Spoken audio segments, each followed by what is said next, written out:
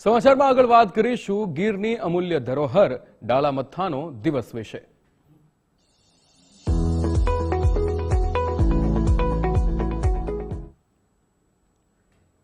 આજે વિશ્વ સિંહ દિવસ નિમિત્તે રાજ્યસભાના સાંસદ પરિમલ નથવાણીએ મહત્વપૂર્ણ અપીલ કરી છે। તેમણે જણાવ્યું કે ગીરનો સિંહ માત્ર ગુજરાતનું ઘરેણું નથી, પરંતુ આપણા પ્રાચીન કુદરતી વારસાની અમૂલ્ય ધરોહર અને અસ્તિત્વની જંગ જીતવાનું જીવંત પ્રતીક છે। ગીરને સ્વચ્છ તથા પ્રદૂષણ મુક્ત રાખવા અને સિંહોની તમામ પ્રકારની પજવણી અટકાવવાનો સૌએ સંકલ્પ લેવો જોઈએ। આ અમૂલ્ય ધરોહરને માત્ર જોવાની નહીં, પરંતુ સમજવાની, સન્માનવાની અને આવનારી પેઢીઓ માટે સુરક્ષિત રીતે સાચવવાની જવાબદારી આપણા સૌની છે।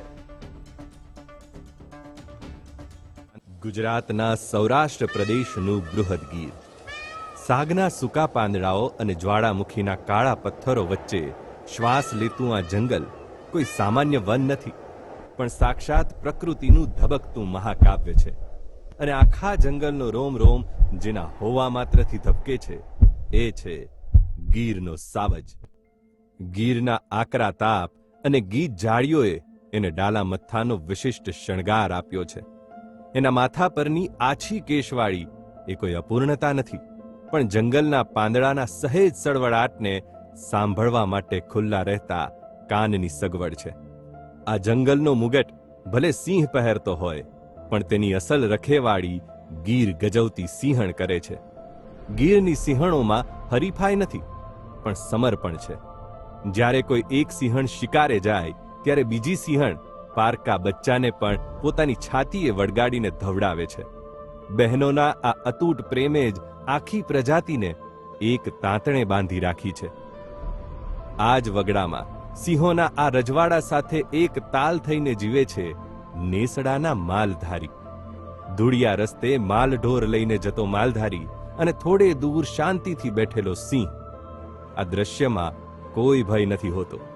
જો ક્યારેક સિંહ પશુનું મારણ કરે તો માલધારી તેને પ્રકૃતિનો કર કે પ્રસાદ સમજીને હસતા મુખે જતું કરે છે।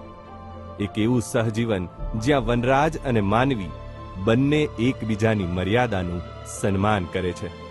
અને જ્યારે અષાઢના વાદળો ગીર પર ઉતરી આવે, આ સમય હોય છે નવ સર્જનનો, જ્યારે વનરાજ પોતાની નવી પેઢીને જન્મ આપે છે। આ પવિત્ર કાળમાં માણસજાત જંગલના ગર્ભગૃહમાંથી સદંતર બહાર નીકળી જાય છે। નવી જન્મેલી આંખો જ્યારે પહેલીવાર ગીરને જુએ, ત્યારે કોઈ દખલગીરી નથી હોતી। આપણો આ શૂન્ય હસ્તક્ષેપ જ એમના માટે સૌથી મોટી ભેટ છે। આજ શાંતિ અને સુરક્ષાનું પરિણામ છે કે એક સમયે માત્ર 20 કે 22ની સંખ્યામાં બચેલા સિંહો આજે અંદાજિત 900ની ડણક સાથે આખું સૌરાષ્ટ્ર ગજવી રહ્યા છે।